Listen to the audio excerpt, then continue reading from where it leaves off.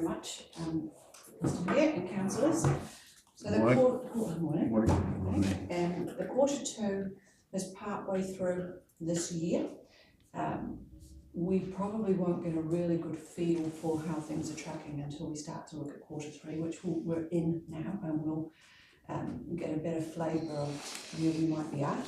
Quarter two is also used as part of the upload for the annual report, so the auditors do take a look at where we're tracking. And outside of that, there'll be a big conversation when it comes to workshops on 24th of March, just thinking about what these performance measures are, what's connected to them, why we're there, and the big picture of any that you may want to review. So at the moment, these are the ones that have your resident survey information, mandatory information in the roading, and then we've got measures that you've all discussed around the table previously and have set, and it's areas of the business that you wanted to have a look at. So I'll leave it at that. Have you got any questions at this stage? I may not be able to answer all of them, but we have got the other GMs in the room if there's anything specific to their areas. Shall we just work through this page by page? You certainly can. That's probably the easiest way. And then if anybody's got any questions in relation to any item on each page, and that, so we can start off on page 5. I've got a question for Dan. The Hook Waituna Rural Water Scheme, are we still using that? I thought that was being swapped over to a TIO.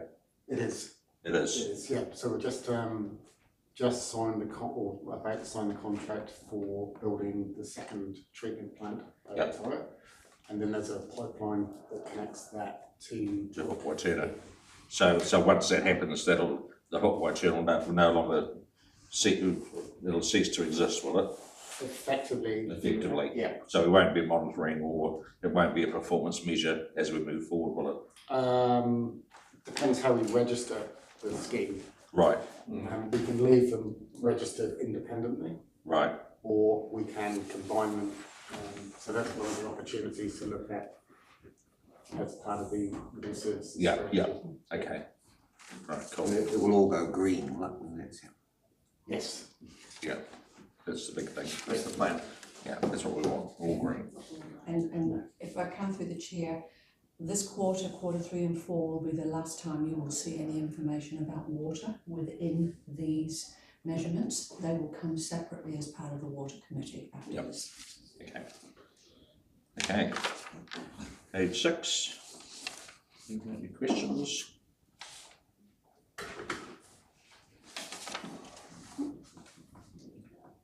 Page 7. I've got one, but I don't know who to direct it to. The when it says the average consumption of drinking water per day, so it says 410. So is that going to be the measurement that we're going to be going when we go to volumetric charges? Not necessarily. We just use that as a guide for the way that the scheme is utilised at the moment. When we go to volumetric charging, we will have a fixed rate for a particular volume. I don't know. That's what I'm saying. Is that the volume going to be the starting point, saying 300 litres a day per person or per household? Is it per household or resident? Probably a little high. Yeah. The reason for that figure in there is about consumption, but also system losses as well. Okay. And moving into a volumetric regime, you've got the ability to have your fixed costs as a fixed cost, which will probably end up being a rate, and then you'd have the invoiced amount. So there's still some discussions to have around whether there is an allocation provided and then charges after that. So we'll be modelling various tariff structures over the next few months, and ultimately that will be part of the water service strategy that you sign off. So part of that strategy is, you've got your consumers and they're paying volumetrically for every litre that they consume, but then you've got system losses that sit off the side, which still have to be funded, but it's not being consumed, and you've got to negotiate a strategy to fund those system losses. This is why when people go to metering networks, council's first meter networks, you see an exponential increase in capital investment because they've got to fix those system losses. You show estimated assumed water loss per connection. Is that just a pro rata of the whole losses, or is that after the meter on the household side? So the average consumption, there's a large spreadsheet that we use for that, and it literally is per person. Yeah, so that loss though, 164.63 litres assumed water loss per connection. Sorry, which one was this? Two things down. Same page. Page, yeah, what's on? Sorry, I'll get to it. Yes. Yep. Is that on the household side of the meter, or is that just a pro rata of it? It's across the network. Okay. So it's private losses and losses within the network itself. So we won't have any understanding at the stage of what's after the meter and what's before the meter? We have quite a large amount of data now. Yep. We've been reading them on a monthly basis. So where we can identify losses on the private side, we've been corresponding with those consumers. Oh, good. With a very good response. Yeah. Oh, I excellent. see my reader at my house. What we go through. Sorry? I'd like to see on my house, what water we're going through. I had the team come round to our house because I was worried that we were really high level consumers, but it turned out not to be the case. So I was quite surprised by the. And it's good to know. So one opportunity in the future is for us to serve up that information in the same way that you can look at your rates. You could then go and look at your use. And I think that's what people want, because foreowners forewarned, so that basically if you can get your data somewhere to say this is the litres that I've used for the last month, then they can, you have an ability then to modify your use or Especially before the volumetric. and that's what that will come with volumetric charging and that. But if we can share that data, that'll be really good in the future. Are they being read by the rubbish trucks, is it? Not at this stage. A staff member drives a pool vehicle, takes about 2.5 to 3 hours to read 1,500 metres. Not bad. In the future, the hope is to get them read by the rubbish truck. If I make it through the chair, for the suggestion, because we'll be doing a deep dive into the performance measures for the organisation. It might be something for the water committee, because you're going to be working with them, do a deep dive separately on the water during the workshops, and then you could really get your head around understanding what they are.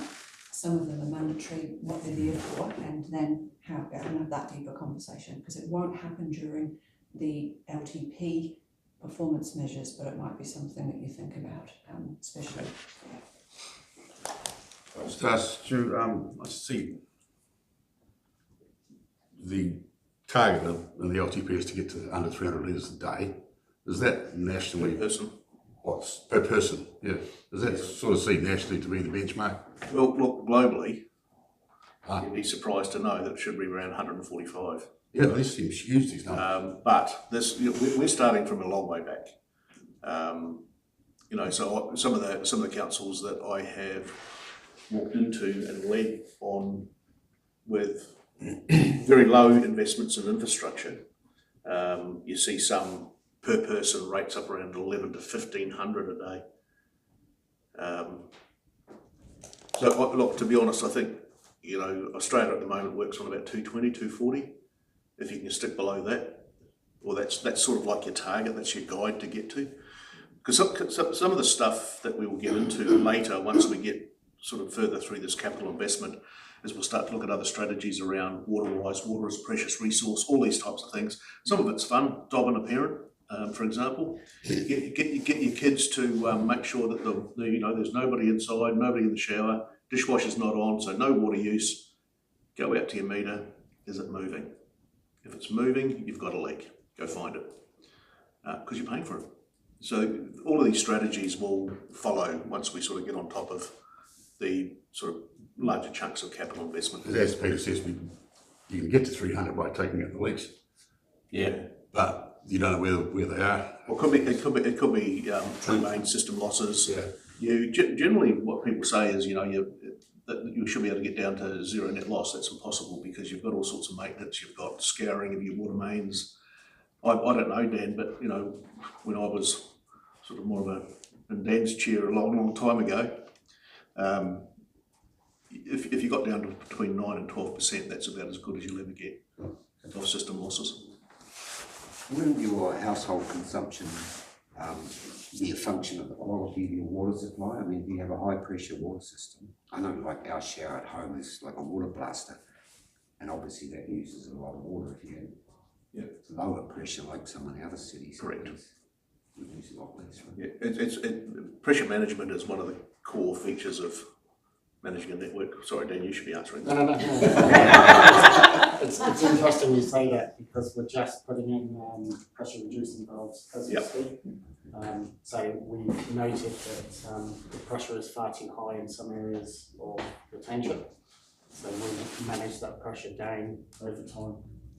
Because that would reduce consumption quite a bit, wouldn't it? Yeah, and loss. Are we putting some comments out about that? Just because I know some people like really high pressure shouts and others don't. So if it suddenly decreases, they might want to know why. We also need to keep an eye on regulation though, Dan, don't we? Because we could start talking to the councils about sort of firefighting reserve on top of peak demand. So all these calculations are complex to achieve. But you want to make sure you achieve all of those statutory requirements, but keeping your system pressures as low as possible. Yeah, I mean, when I was on Hawkwood Tutor, like, used to take 3 hours to do a load of washing. Our tank wasn't very high. Definitely worthy of a good bit done. Good discussion. So have we got any idea about that water loss that we've got at 19.64%? Are we hoping to make inroads on that? Yes. So the calculation used for that doesn't actually use the meter information that we have. Yeah. We can do a more complex calculation now for losses. Yeah. Once we've got all those meters being read, and that will enable us to just make sure that number is accurate. Right. Because at the moment, So that should give us our loss as opposed to private loss. yes. Yeah. Yeah. I'd be very interested to see what our loss is compared to. It'd be nice to get that. It would be nice to get that down to sort of 10%. And that, at least we're not like Waitaki, I think Kirra's at 65. Okay, keep moving. Hey, Jake. I've just got a couple of questions here around the Glenavy landfill and the Waiho landfill, which are non-compliant, but no action required. Are they always going to be non-compliant? They are, because that's due to the nitrate triggers. Right. Yeah. I thought we figured out with the Glenavy one that it was actually not the landfill, but a bit further above it. Yeah, I think that's why it's there's no action required. Right. ECAN have made a statement back to us to say, hey, the trigger levels are not Wrong. not useful given the surrounding nitrate levels. So does that get altered or modified at any stage? It's just that, if somebody's picking up this information, they're going to go, oh, well, you've got 2 non-compliant, landfills. I think there is potential to change the consent. Yeah. But there's also risk associated with that too. Right. Okay. So leave it alone. So that might be the best option. Okay. I think what I've done is made a note that in the explanation comment, we'll add the why instead Yes, of I think it's just not important. compliant, Yes, if add someone's the going why, through this, whys, just so that there's a note for you for next time. Yeah, that'll be really helpful. Yeah. Page 9.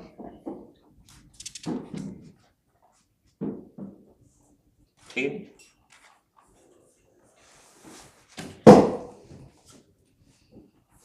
$11.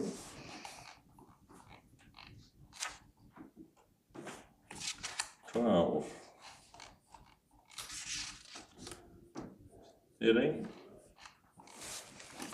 Hold on. Oh, yes. Tab 12, the whole resident satisfaction. I mean, does say 53%, which is bad, and I think we need to acknowledge that. So what's it on page 12? Yeah. The resident satisfaction with sufficiency of the information supplied by council. It says 53%, but again, not sure how we can get the information out what we are doing. And so that the satisfaction, is it the means that we give it to them, or is it the quality of the information we give them? That's the one thing I wasn't sure about. Which, I think the information that goes out with, you know, we're here to make sure it's easily to be understood, but I think getting people's a bit more excited about filling out those forms is an area we've just got to focus on. It could, I mean, these things are important. Do we have an opportunity when we do our resident survey and we get a response back, a low response back, to contact people and say what's not working? The resident survey is anonymous, so it's handled by an independent company, and they ring and talk to people. Yeah. We have an opportunity to maybe get them to ask some slightly richer questions, because the questions on the resident survey are linked to a benchmark across 21 councils, Yeah. so they try to standardise them. Yeah. But what we can do is ask if there's something lower. I can get a little bit more information from them and the richness of the conversation besides the boxes that they're ticking, so let's look at that. What you've also got is you scored really highly in areas of your resident survey. And I think some of the targets that you did at the time were maybe not aligned, and therefore it looks as if it's not looking good there. So again, some more narrative around that. You had a really good deep dive with Michelle quite a while ago in regards to changes to your website, etc. And she's actioning that information. We're starting to try and be a lot more simplified in the information we bring to you, so we're educating the public, and maybe it just needs a little time for that to play out. And the next survey will not be until April next year. So let's give ourselves some time to think about your numbers when we come and have a chat to you at the end of this month, and then in April. And we can always add one or two onto there that will actually target some of the areas. Therefore, you measure what matters, and you will get some direct information back that touches. I just think it'd be really helpful if we had a better understanding of why people are dissatisfied. You know, whether it's just, you know,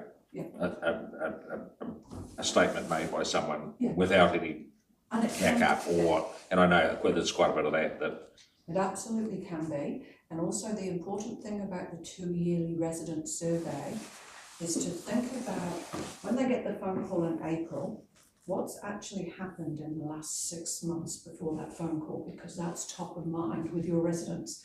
So if you've got a lot of digging up the roads and a few other things across certain of your activities, and your residents are a little bit upset at the time, that will flow through into your resident survey that gets stuck with you for 2 years. So sometimes it's good to understand what's going on around that. So a couple of other questions that we're looking at outside of the resident survey every quarter and during the year that the teams are doing might just help you get under the hood a little bit more of helping to correct that a little bit. Yeah, because I know the likes of Timaru, I think they do like a rolling survey.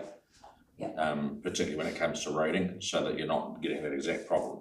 Like if we go and ask the people at the Hacker, what do you think of your roading? It depends on whether the grade has been or not been. Absolutely. If you do it after the grade has just been, they'll tell you, you know, good as gold. If it's a week before they're due to come, they'll tell you it's rubbish. Which is why it's a great conversation in the workshops and before we do the LTP for you to really think about what is it that matters to you, the conversations you're having with the public and the community, and what it is you want to just keep looking at. And the measures don't have to be penalising. It's about let's lift this, let's keep an eye on this, and therefore let's just keep reporting back on this and hearing from the teams that we're tweaking these areas that matter to you. So would it be helpful in some of these measures that we have on here in the comment section to have the national average? Yes, I can add that. Because that would give us an indication of where we stand. Because I know the likes of You know, we feel very unhappy when we get the measure for roading and it's down at, you know, 35%, but then you get the national average, which is it's only 25. So we're well above the national average. And if we can't get the national average, what we'll like, because roading is reasonably easy, a lot of the other information we can't, but what I can do is start to bring that benchmark information in to show you that actually you're trending ahead. And when I come to talk to you at the, I'll come back with that spider graph we had a while ago that just showed you actually where you were punching above in regards to the numbers at the low, but when you're benchmarked against the others, you're well and truly above. So sometimes the numbers don't always tell you the right story when they're like I just think that we're missing a trick. If we better understand the grumbles, then we can you know, make changes to try and address them, or so it would be nice just to have a little bit more information as to if you're dissatisfied with parks and reserves, why, what was your experience that gave you that negative, and maybe it's something. I know this all costs money when we start to expand out a survey and stuff like that, but if you're going to have a satisfaction survey, we need something out of it that we can say, okay, this is an area we need to focus on, or put, you know. Understanding some of the phone calls that come through during the year helps to give you a feel of something that's going on in an area if there's a trend. But deep diving into all of those is time consuming. But there might be a trend in some of the regular phone calls that come through on certain things. So we'll have a think, but let's have a talk about it in the workshops, because we're here to try and make sure that the performance measures are there to suit you and what you for the organisation, but also. Is there a possibility that there's a bit of bias in this, and that if people have a gripe with the council, are more likely to respond to the survey, whereas if people are just happy with everything, they don't bother? Well, it's randomised. The people that are asked is a cross-section of our community, so that hopefully negates that. And 100% respond, or a very high percentage? It's not 100% response. They do canvass. I think I'm just going to, don't hold me to these numbers because I have to go back and think. I believe that they went out with, it was well over 1,000 invites. In some instances, it could be that somebody's decided, no, I actually want to make a comment about this, and they send something in, but they also then do phone call follow-ups and then go through the numbers. So there's a little bit of both going on in there.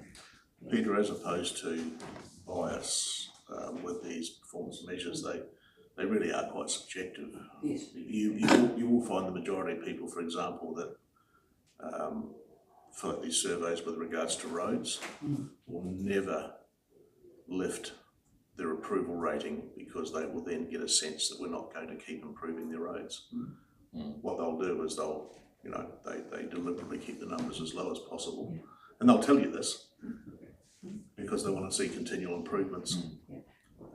Apart from smoothness travel and that which is registered and measured mechanically, but and I think that's why it's important to ask that additional question.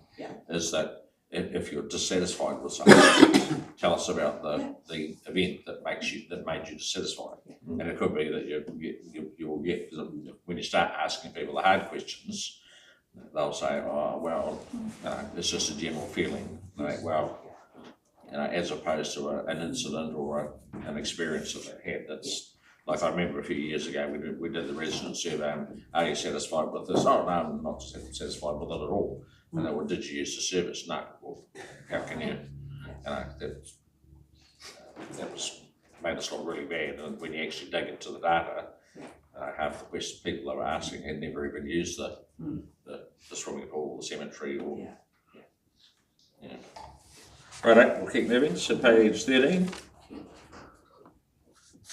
I just have one question, if I could just ask through you, Craig. Under the consents monitor to ensure compliance, the target being 40, that's 21. Is that just a reflection of the department being under the pump? That's 40 for the year, so he's tracking along. Oh, I see. Sorry, I should have realised that. All good? Page 14. Excuse me, page 14. The only one I had on here was with Explore Waimate shifting out of our hands, that will be removed from here, will it? Yes. 15.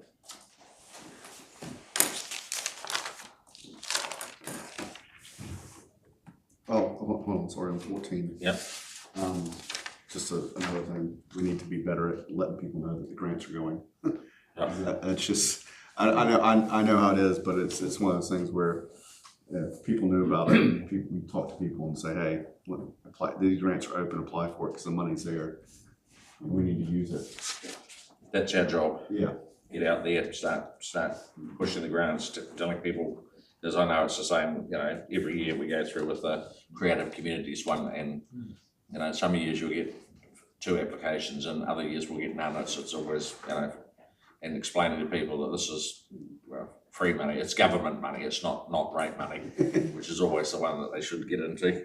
And if I may, through the chair, I've been working with Di, thinking about this, and we're starting to reach out to previous people and trying to do a little bit more advertising around that on the run up to the closing dates and opening dates, but also reaching out to others that have and said, do you have a new one, or is there anybody else that you know that this would work for, and really sort of challenge who can apply for it. So we've definitely started to do a bit of work on that, but hopefully. So this is a never-ending job, trying to keep pushing them. 15.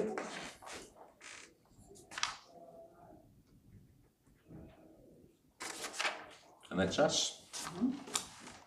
And we're on to fees and charges.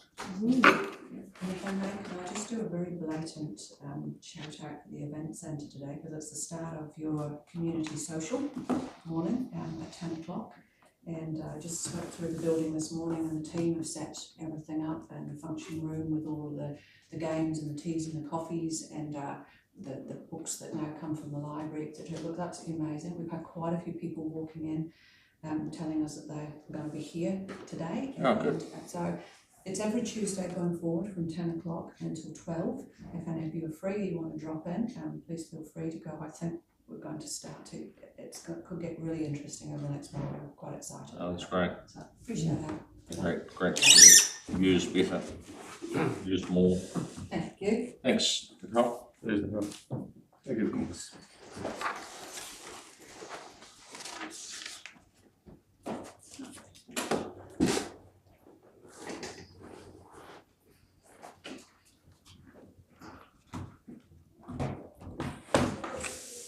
Morning, Tina. Hi. I'll just do a bit of an introduction and hand over to Alicia to lead you through this, given that Alicia's been much more hands-on with working with the managers. Draft fees and charges schedule has been reviewed by the budget holders and where applicable their group manager. So we urged managers to include comments to explain why there was a change required to the fee, or why not, as is the case in many instances. Front of mind for managers throughout their review was consideration to how the activity was tracking in terms of achieving the targets of the revenue and financing policy. So I'm aware, particularly newer councillors, when we refer to things like S101, you might be wondering what we're talking about. So that's a reference to the Local Government Act.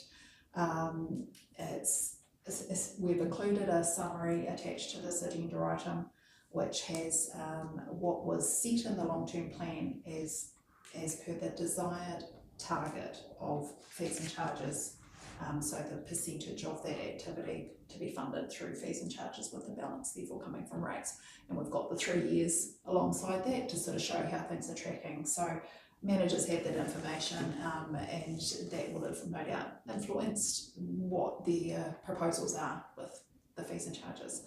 So council, generally speaking, has held that long standing philosophy that where the benefit is attributable to an identified recipient, the charge should be levied directly, because that then alleviates the burden on rates or the community as a whole. The consequence of not covering the relevant portion of the activity costs can mean that rates are impacted to fill the gap. in the instances where that activity is not rate funded, there's also a real consequence in that it hits the reserve balance. So it certainly doesn't get away from it. We will have your managers available to discuss any queries, and as we go, just a reminder, we've got the new fees in red and the deletions in grey with strike through. There were, in point 10 in the agenda, there's a variety of things that we asked managers to consider, including whether the description of the fees are clear.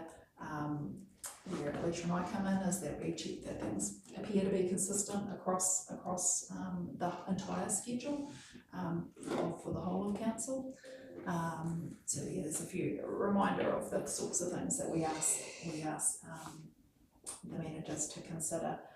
There's a couple of lots of fees that haven't been touched. Point 13, we've got the Resource Management and Food Act sections, which Dylan's noted that why, and that's essentially legislation dictates that consultations required, and that's going to be undertaken in conjunction with the long-term plan. And the other one that we've been unable to finalise is in the waste area because of the influence by the Timaru District Council fees and charges. So they've been flagged as being pumped out the side for now.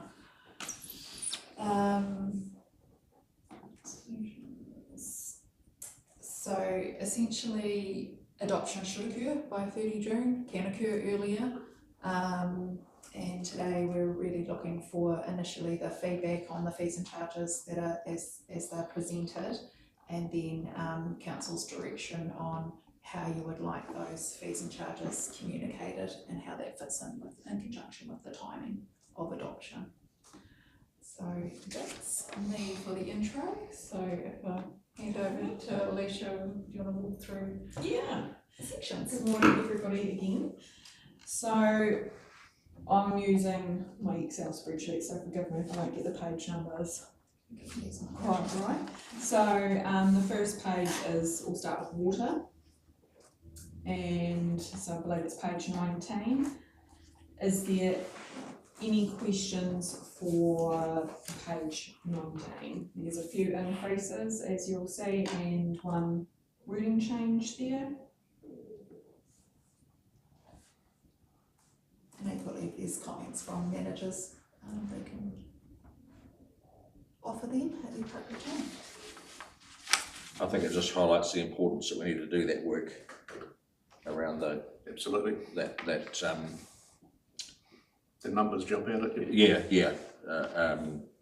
Around the connection fees, and I think that's a really critical piece of work, because like it's getting to a stage where we're going to start putting off development with some of these high $18,000 for a connection fee for the Mill Road Mill Road extension and stuff like that. It's really starting to get up there, isn't it? Is the council reasonably clear on what we're talking about there? No, I think you can flesh it out a bit. Yeah, thanks. So Dan, jump all over me if I get this wrong, but before my time, but quite a few years ago, council, when they invested in trunk mains extensions and looked at the number of customers that couldn't connect into it and future growth, it was ring fenced for that particular trunk main. So the cost of that was borne by the customers that could connect. So you ended up with a connection fee in, say, for water in the middle of town here at $4,800, for example. And then, but if you did it, there was a couple of trunk mains, one down Timaru Road, one up Mill Road. I think Timaru Road's 15,000, and Mill Road, as Craig just pointed out, was quite a bit higher, as opposed to looking at the whole network and harmonising it across the network. And even then, a lot of councils now have standardised fees to not put investment off. They might just set it at $2,000 and sort of wash out the cost of the capital investment over time by bringing new dwellings, new investment in town. So this is what we're talking about, is going back and doing that body of work, but it's a big body of work to do to make sure we get that right, but that'll be coming back to council. I don't think it's even on the radar at the moment, Dan, is it? We really need to. It is part of our water service strategy work stream to look at development contributions. Yeah. So the problem is if you've got an investor that looks at putting a, I don't know, 10 property development up Timaru Road, he's up for $150,000 just for connection fees.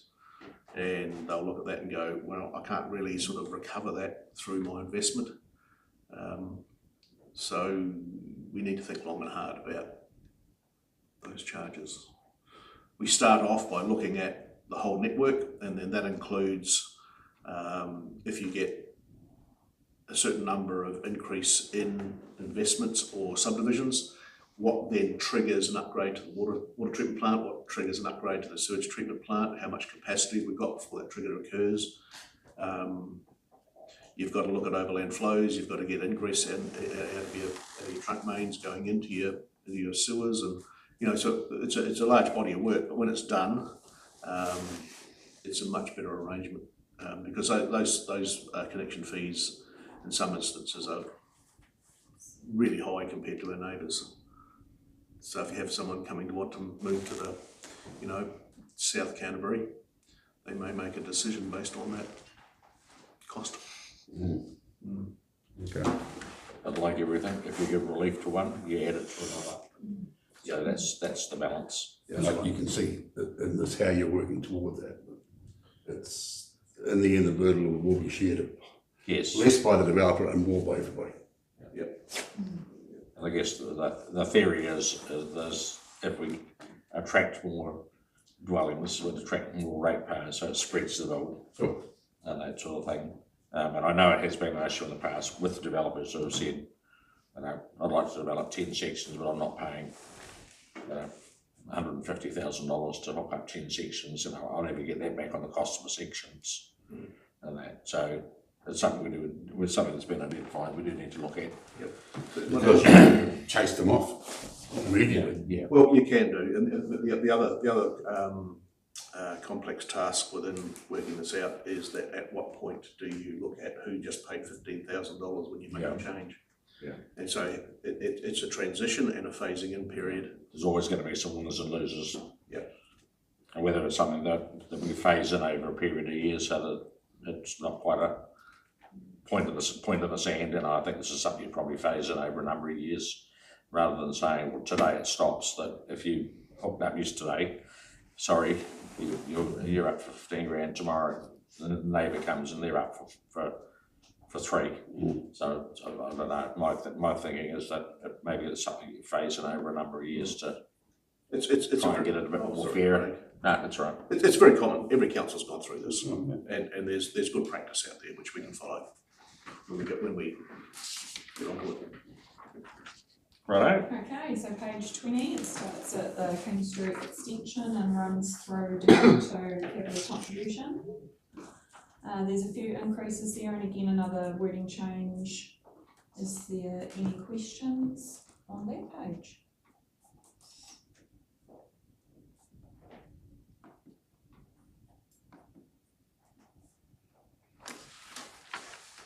Yep. Move on. No. We've got the final water page, which runs from water connections down to wastewater. Just a few increases on that one as well.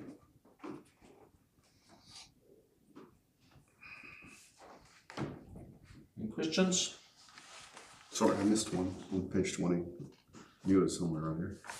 Do we have a cost of what the point of entry is going to kind of look like?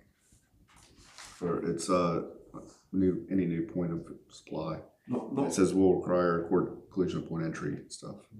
Not yet. We sort of know what the unit costs are, but we don't know what the costs will be once we decide if we're going to go and buy 50 of them and so forth. Dan, there's a bit of work to be done around. Yeah, there will be amendments to the fees and charges Yep. as a result of Okay. that, because it's about the mode of operation for us. So if we choose to go to point of entry as the treatment methodology, there are opportunities for consumers to do all of the replacement consumables. So we'll probably have to have a fee and a charge for us going out and doing that on behalf. And also when a new consumer comes on board, how much do they pay for the device, which is what Stuart's just been talking about. Yeah, there's a bit of water to go under the bridge. So these are all be decisions made by the water reserves. Yeah, and these decisions will come back to council. Can I just ask Yeah, Dan, certainly, Paul, yeah. any issues in the rural schemes with tampering going on at the moment? Yes. Yes. And we're just working through a better methodology for recording that information. Our challenge is, if there has been tampering, is actually proving that that's occurred. You've got to see the plate off and the restricted sitting on the ground sort of thing. Yeah, or drilling them. Drilling them out. Oh, I see. Normally the neighbours will tell us pretty quick. Well, someone's If be you're on back taking to too that. much, your neighbour's not getting what they should. Right. Okay. Okay, Right. so first page of waste, there's some minimal increases and one small letter change on the first page. Any questions that you have could be directed to Dan for this one.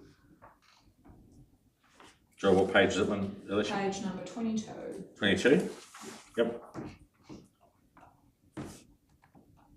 Yeah. We were we've been talking and for the last couple of years about building stuff that's been dumped. Going back to the men's shed, is that going on or so which means just going through the fees, there's quite a lump sum for people discarding building stuff at dump. So if it goes to the men's shed, then that's be reduced a bit, shouldn't it?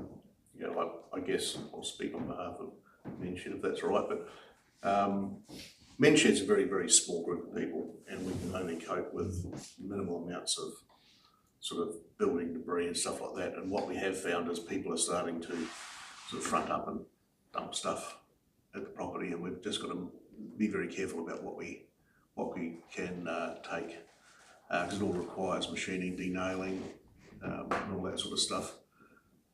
But we do have an understanding with also the resource recovery park, because there's actually a law against scavenging. Yep. They're very good. They sort of ring us and say, hey, we've got this, are you interested? And we go and have a look. And so we are diverting a bit from landfill, and we are trying to, where possible, get valuable timber that we can turn into things that we can sell. So it is happening. Good. Yeah, that's good. In fact, if you'll permit me, Craig, I've got a meeting tomorrow night with the trustees, and I want to set a date, and if the council wants to go and have a look one Tuesday, Absolutely. Thursday morning, I'd recommend you do. It's interesting. Yep. Hope that answers your question. Yeah, that's good. Thanks, Stuart. Okay, now the questions for page 22. Okay, on to page 23. There's addition of heat pumps into the whiteware wording and number put on the maximum of 5 tyres below. And light vehicle tyres now has been included to say motorised vehicle tyres. And one small increase on the commercial mix recyclables.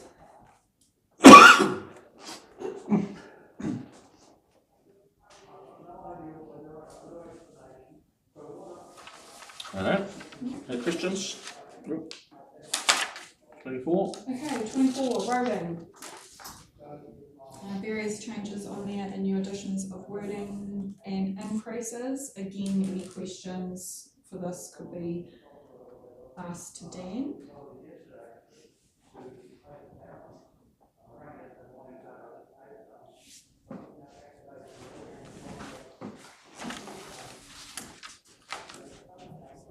No questions?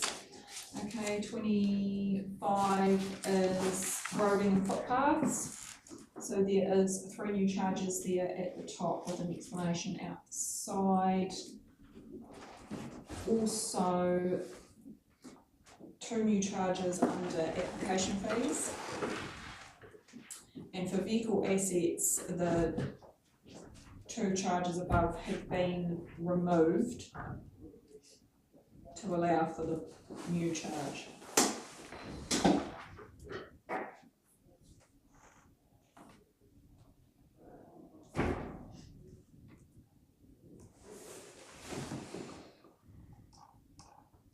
No questions on those ones?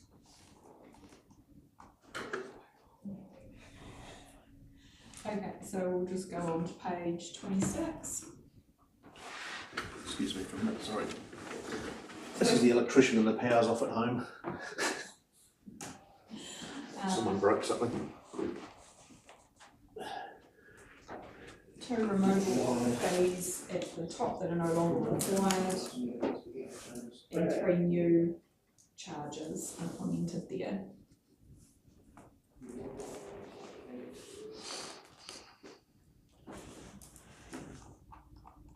I think I've got a question. Okay.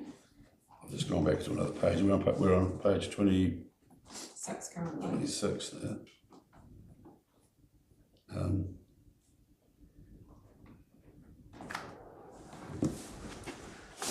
It just seems unusual that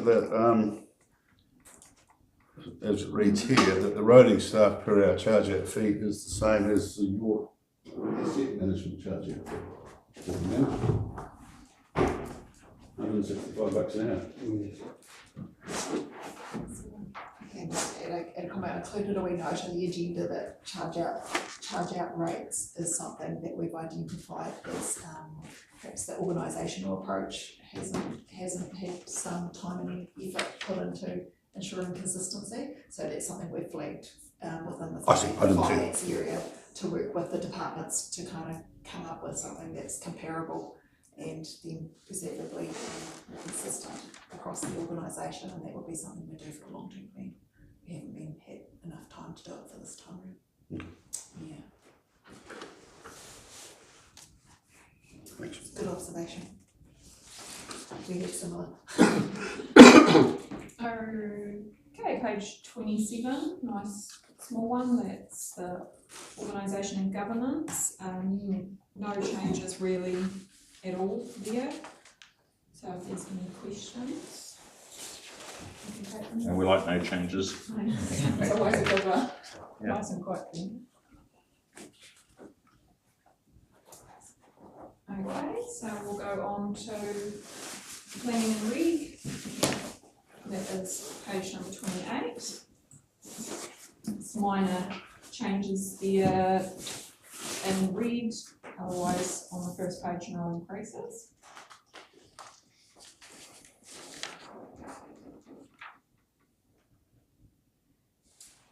Okay, we'll go on to page 29.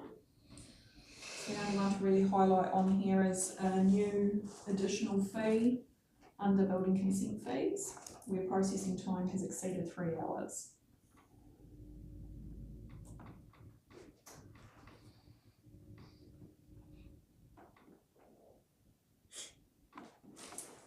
Okay, page 30.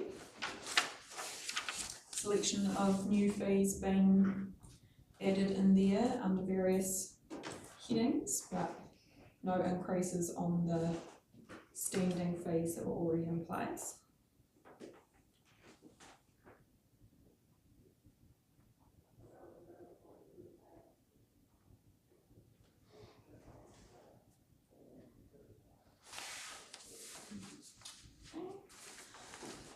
Page 31. Again, minimal changes on there, just one small increase on the record of title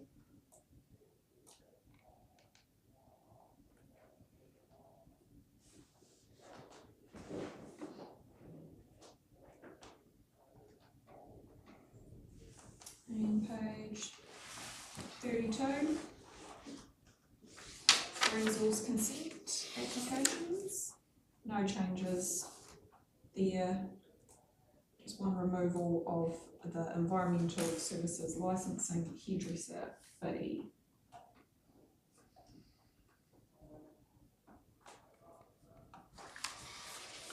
So that could change when we see all the RMA stuff starting to flow through there, won't it? I'd say so, yes. Page 33, some minor increases. Otherwise relatively unchanged.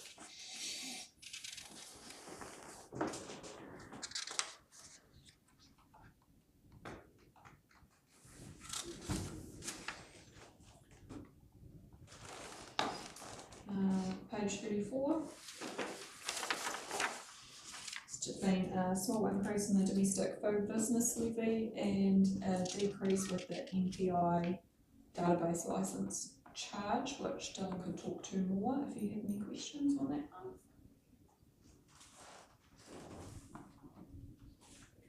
I think that just highlights it's out of our control anyway, set by the MPI and.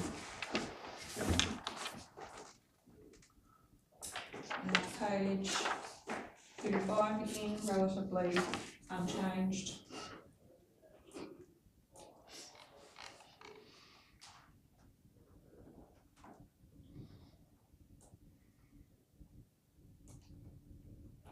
Good explanations in there. And then one I had on there was that there's quite a jump in the LIM reports, isn't it? $125 increase. Increased administration costs for preparing LIM reports. On page 35. Dylan, can you talk to the reasoning? Those ones are slightly more complex, but it's just a realistic appraisal of how much time it takes to do it. Right. It hasn't changed much in 1 to 4 years. So is that in line with this, with our sort of other councils around the? Yes. Yeah. Okay. Just not seeing registered cats, so that's still not on the board. Still not gonna be put in. Fighting that one. Keep trying. Reports would you do every year? At the moment, there's a lot. Huh? Yeah, Yes, quite a few. a lot of real estate moving at the moment. Like we're talking hundreds. Probably. It's very active at the moment. I think people are getting a lot more aware too that you need to do your background nowadays with changes of property and things like that. That's good money spent. But on top of that, Dan, we've seen an exponential increase in activity for queries around supply of water changes, and it really is active out there. It's not sort of reflecting in a lot of property movements at the moment, but I'm hopeful that it will.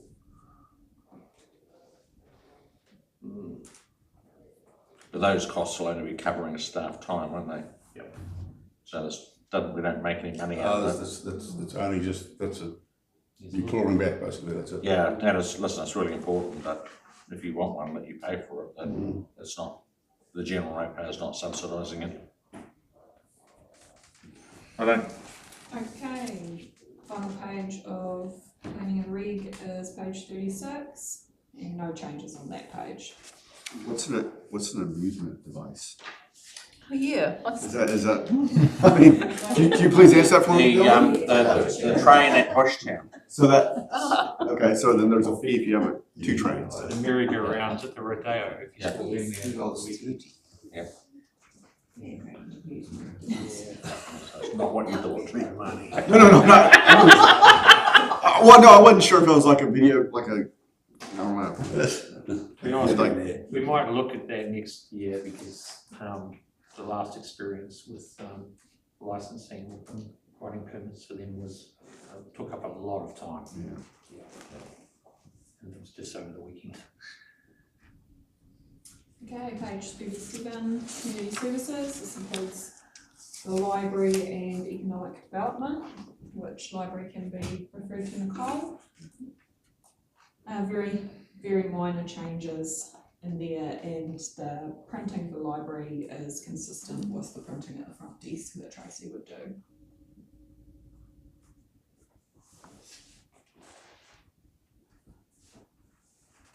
Is that service used a lot, Nicole? The library? The printing? Yes. Yes, it is. Might be.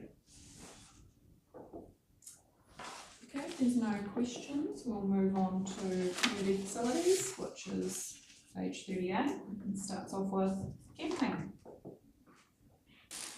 It's been some decreases, which have been offset by per person increases or family pass increases.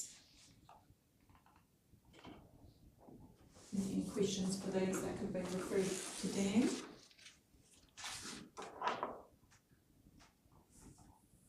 Otherwise, we'll look at page 39, which just covers. I had a quick query about page 39. I see we're looking at introducing a new half-season pass up at the Waitaki Lakes. Yes. Is that not going to reduce our season passes quite considerably? Potentially, it may, but the period that we're looking at excludes that peak season. Right. What we have seen is since our fees and charges have been drifting upwards, Yeah. we've seen people move from the season pass Yep. to just paying for the weekends. Yeah, just doing daily pass basically. And that's just the nature of, decision making. But the half season that has proved quite popular at other lakes camping areas. Yeah. So it's So it doesn't include that peak Christmas New Year period. No. Okay. That's why I just want to be careful that we don't introduce a half charge that we see our season pass dwindle away to nothing and people using a half season instead. But as long as we're covered for that busy Christmas New Year period, that's fine. So that aligns us with the other side of the river. yes, It's still a little bit cheaper. or in terms of having a half season. Yes. Yeah. So Yeah. So same service basically, same ability to. Any other questions for page 39? It's still a very cheap holiday. Best, cheapest in the country. that's important though, isn't it? It is really important, very important, because it's only places a lot of families can go. Page 40, cemeteries. And swimming pool, there's a new fee there for a season ticket for gold card.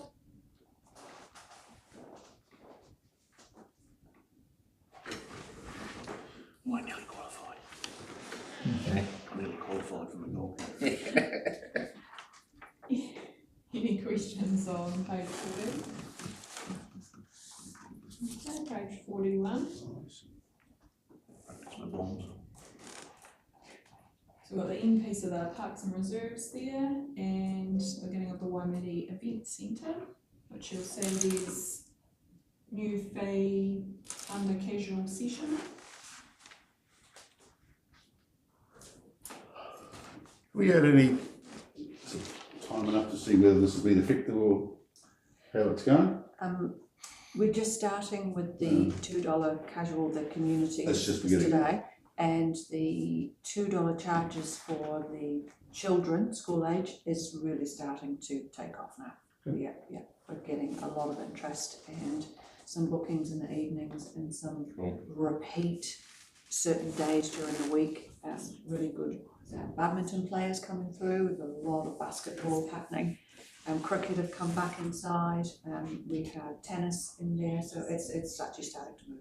Yeah. Where's that? Yeah, where's that? Great to see. Righto. So just a admission for myself, the casual hire, the second fee is actually the casual session one. I just reworded it and forgot to delete the other line. I thought it was better to be in its own section.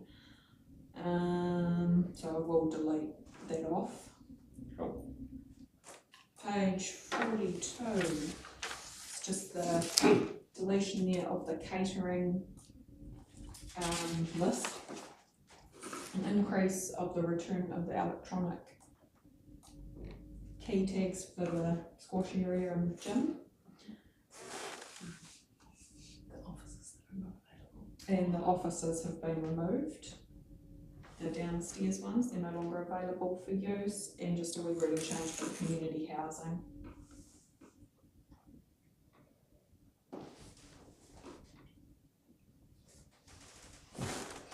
Just a clarification on that.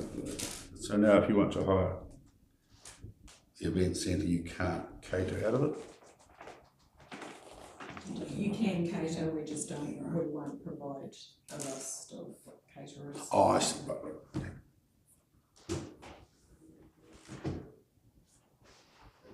I understood. No other questions? Is there a charge for installing the carpet tiles on the courts? Yes. Yes, there is. Yes, there is, and that's dependent on the booking and the size. So we have hosted some funerals there on the run up to this last Christmas, and we've had quite a sizable amount of the floor that's had to be covered with the carpet tiles. So it's a time and motion. So yeah, Yeah, it's a big job. It was a few years ago, we actually had the whole floor covered, and we had, it was part of the Waimate 50. Waimate We had 50, classic cars and hot rods in there, which we be careful of sprung floor. But that, I was involved in that, that took over half a day. Mm. Well, a heap of people there, gee. Yeah, there was probably 10 or 15 people there. Send them down to the A&B. Where's that? it's like competition. Okay, there's nothing else?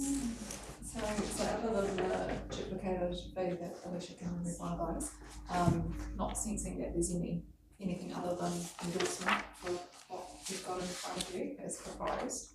So then we're just looking for some direction on the timing. So essentially, all that's required to adopt the fees and charges is for them to come to a council meeting for a decision. But it's for council to decide whether it's appropriate to have some communication prior to adoption or post adoption. It's your decision. My sort of take on it is that there's nothing here that really sends any alarm bells to me. They're all just in line with cost escalations and stuff like that. There's no real major jumps or anything like that. I think the new fees that we put in there are fair and reasonable and that sort of thing. I don't know whether do we normally go out to consultation on the fees and charges? No, not on their own, but as part of a long-term plan. Yeah, as part of a long. Already consulting. Yes. We often we can include them, but there are those handful that we have to consult on, which is the ones in Dylan's area primarily that we've excluded that on the assumption that we'll piggyback on that special consultative process as part of the long-term plan. So I'm happy with that process. I don't want to go other thoughts around the table. It's a standard process. It's, I think that's very magnitude of the very changes cognizant is of making additional work for the staff. That'd be nice. They are only minor sort of changes, but So on that basis, we can prepare them to come to a council meeting very shortly. Yep. And sign off. then would you, as perhaps as a result of that, we could talk with council what's achievable with communicating that. So we've got any indication, Dylan, around the RMA stuff, when we're likely to know? How long it's a piece of string? Yeah. Okay. I want to just ask one other question before we finish off on this, and that is on page 18, where we've got our, as a percentage of total income, particularly around the likes of the utilities. You know, we've got them as 100% user pays basically, but you know, is that correct? Because are we ever gonna get to 100%? You know, because if you take the first one, you know, the sewerage, you know, we're saying it should be 100% user pays, and we're 63. You know, 63. We're getting better, 85. But I'm just wondering whether the. Actually 100% ratepayer funded, so. Oh, right, actually, yeah. Oh, okay. We're doing better, because we're getting, Yeah. getting some through fees and charges instead, yeah. Right. So with the sewer results, they're sort of skewed a little bit by capital contributions as well, aren't they? Yes, they will be. Yeah, So, yes. I'll double check the classification, but any other income source that's not rates would be impact building into that, the fees and charges. This will change under local, would have done well though, Yes, yeah. Yes. be split out into a customer focused. Right, okay.